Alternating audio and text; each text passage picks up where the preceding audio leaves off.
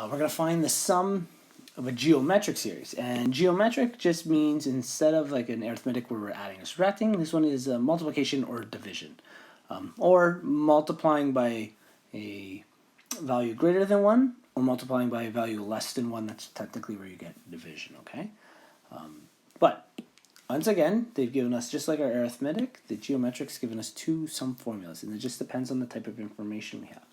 So we define some of the variables, and it's just the number of terms in it, right? Because if it was an infinite one, it'd be a bit different, but n is the number of terms.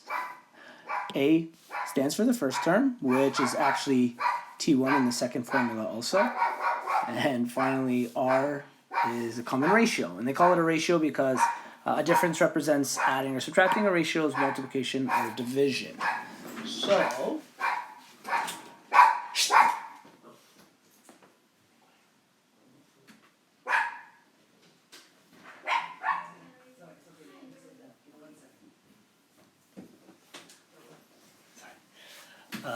all right. Nice random pause in the middle there. Let's make up a series. What number do you want to start with? 60. 60? 60? Yeah. Okay. Do you want the series to grow or to shrink? Grow. By what? 6. 6? So by a factor of 6, you mean? Because if we grow just by 6, then we're technically growing by... So for instance, I'm going to tell you the difference of what the two things you just said. If we only grow by 6, and this is geometric, so that becomes 66, that means the geometric is times 1.1, which is a little bit... 1.10, which is a little more confusing. It's fine. We can work with a geometric series like that. That works out fine. Or do you want it to go by a factor of 6? By a factor. Factor of 6. Okay, a little simpler to work with. So in other words, what's happening is we're multiplying by 6, and we're going up to 360. And then, I don't even know off the top of my head, what is this? This would be 66 is another 36, 18, 2000 and something there. Okay, T1, T2, T3. I could ask you the number of terms, but when I go to prove it using this formula here, if you choose a number too long, it's going to take me forever. So I'm actually going to say it's just till T4. We're just going to say this is 4 terms long. Okay? So since we have that information, we'll apply it to the very first formula here. So the first formula, the sum of 4 terms in this geometric series is equal to A being our first term is 60. Okay. What happened there? And then the common difference. What's the common difference in this case? What's the growing by? What's the factor? 300. Well, not by 300, but it's what's the factor it grows by. So in this case, it's multiplied by 6. Yeah, that's the number we're looking for. So the base here is 6, and we take it to the power of 4. Okay, that's the number of terms are in here, and whatever that is, we subtract by 1. That answer. And then just below in the denominator is the same concept. It's 6 subtract 1.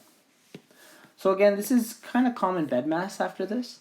So the only one that's not is 6 to the power of 4. Let me see if I can quickly bring that up here.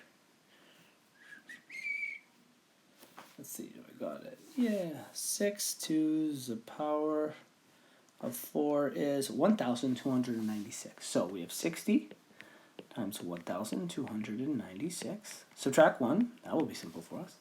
And then 6 minus 1 is 5. Then we do 60. This is 1,295. Okay. Now, I can do a little thing to help us out here. I can get rid of this below, because 60 divided by 5 is actually 12. Nope. What am I talking about? Is that 12? Yeah. Yeah, it is. Okay, good. It becomes 12. Okay, so 12 times 1,295.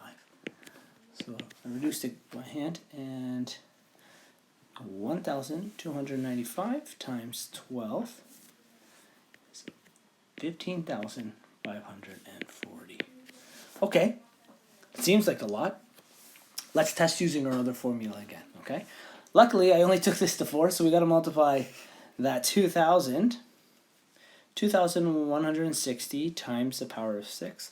That becomes to 12,960. Great, so we have another value. So we can plug it into the other formula. The other formula states that, actually, it says Tn plus 1. So it would be 6 plus 1. Does it really say that? I'm just trying to quickly off the top of my head see if that is really going to work. Tn plus 1.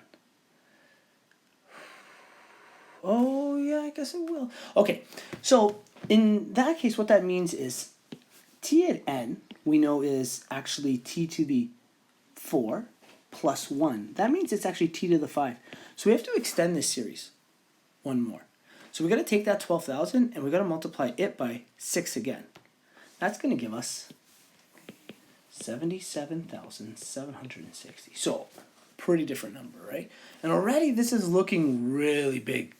Like, that's already bigger than the sum of the other one. But don't forget, we do have to do some division in this formula. Okay, so s to the power 4 is equal to, let's try, 77,760 minus the first term, which is just 60, divided by 6 minus 1. Okay, so on top we have 77,700, because we took 60 away, divided by 5. So when we divide this value by 5, minus 60, divide 5, 15,540. So what's important here is when you get the second formula, you have to know the last term and you still have to know the common ratio. Of course you do, because you have to add r there, because you have to take the one step farther. You have to go to the next term in the series and use that as part of this formula. So just be aware of that step in that one, okay?